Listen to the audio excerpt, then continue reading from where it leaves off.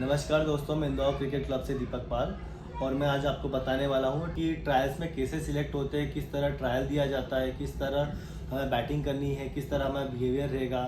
तो हर ट्रायल अलग अलग टाइप के रहते हैं। कुछ बच्चे एकेडमी में सिलेक्ट होने के लिए ट्रायल दिया जाता है, कुछ बच्चे कोई सी लीग में सिलेक्ट होने के लिए ट्रायल देते हैं, कुछ बच्चे अपने डिवीज़न और डिस्ट्रिक्ट के सिलेक्शन के लिए ट्रायल देते हैं। तो सब तरह की कोई भी ट्रायल दिया जाता है तो उनका ड्रेसअप जो रहता है वो देखा जाता है।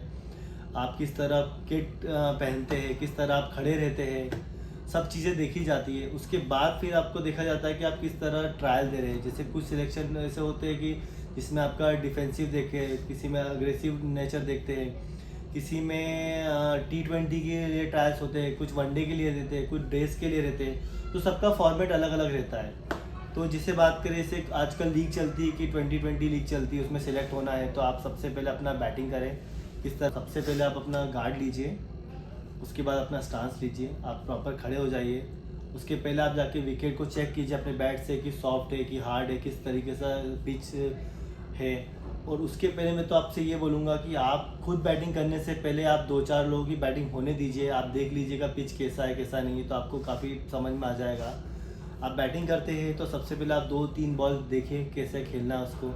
आप जिससे उसको लीव कीजिए या डिफेंस कीजिए।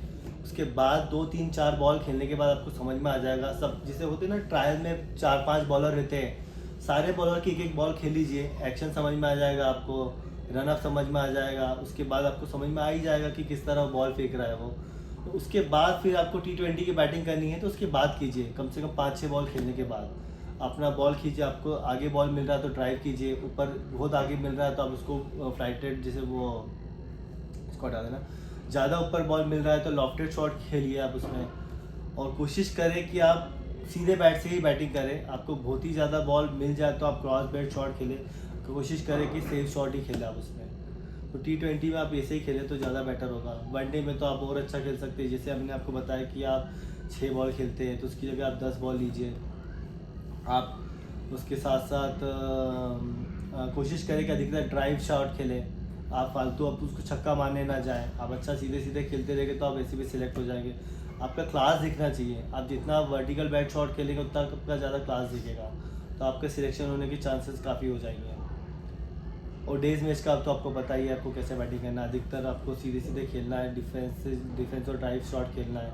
ज़्यादा आपको hook shot, pull shot, cut shot ज़्यादा नहीं खेलना है। लेट कट खेलिए, कट भी खेले तो जो बॉल आए तो ही खेलिए, फालतू शॉट बना के ना खेलें। मेन चीज़ होता है कि हम T20 में जो बॉल नहीं होता उसमें भी शॉट बना के खेलते हैं, वनडे में भी शॉट बना के खेलते हैं, लेकिन डेज में कोशिश करें कि आप सीधे बैट से ही शॉट खेलें। और सबसे मोस्ट इम्पॉर्टेंट बात यह है कि आप अपने ट्रायल्स का फॉर्मेट समझें। जो भी ट्रायल ले रहा है या जो भी ट्रायल ऑर्गेनाइज कर रहा है उनसे आप बात करें कि ट्रायल में सबसे ज़्यादा चीज़ें क्या देखी जाएगी, तो उसके हिसाब से आप करेंगे तो आपको काफ़ी इजी हो जाएगा। आप किसी एकेडमी में सिलेक्ट होने के लिए कभी आप ट्रायल देने जा रहे हैं तो आप अपने आप को पहले देखें कि आप बिल्कुल फर्स्ट टाइमर हैं या ऑलरेडी किसी एकेडमी में आपने समर कैंप लिया है या किसी एकेडमी में आपने 1 साल खेला हुआ है, तो उसके हिसाब से आपका ट्रायल होगा।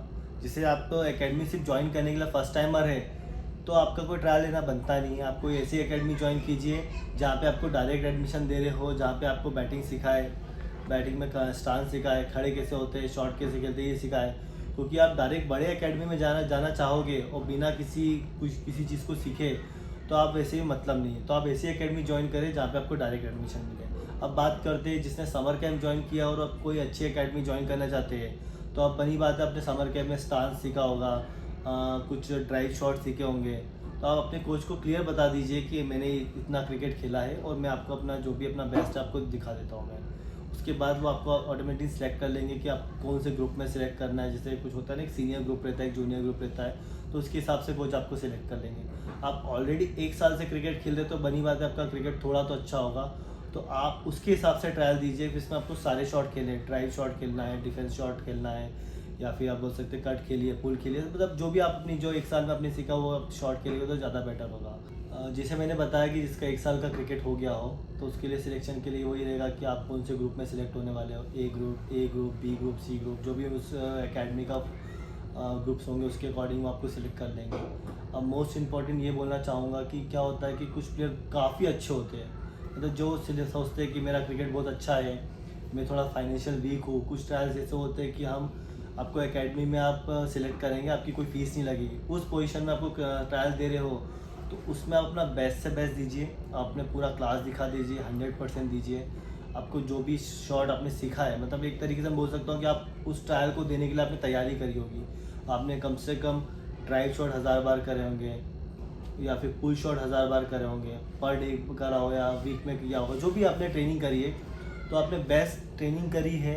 आप ऑलरेडी डिवीज़न खेले हो या फिर आप कहीं पे डिस्ट्रिक्ट खेले हो, जो भी आपने खेला हो उसके बेस पे आप कभी फ्री ट्रेनिंग चाहते हो और कहीं पे ऐसा ट्रायल चल रहा हो कि आज इस एकेडमी में ऐसा ट्रायल है कि 100 बच्चों में 2 बच्चे सिलेक्ट होने वाले, जिनकी पूरी स्कॉलरशिप 100% रहेगी, आप पूरा फ्री में क्रिकेट सीखेंगे, तो उस कंडीशन में आपको अपना बेस्ट देना रहेगा। उसमें फिर ये भी नहीं होगा कि आपने बोलते ना, जैसे कि 100 में से 2 को सिलेक्ट होना है तो आपको सबसे बेस्ट देना पड़ेगा अपना। तो उसके लिए आप पहले से तैयारी करें। ऐसा नहीं कि आपने ट्रायल देखा है और आप देने चले गए तो आप सिलेक्ट वैसे भी नहीं होंगे। उसके लिए पीछे तैयारी लगेगी। आप 1 साल 2 साल 3 साल जो भी आपने खेला उसकी तैयारी लगेगी और उस तैयारी के साथ साथ फिर आपको सिलेक्ट होना पड़ेगा।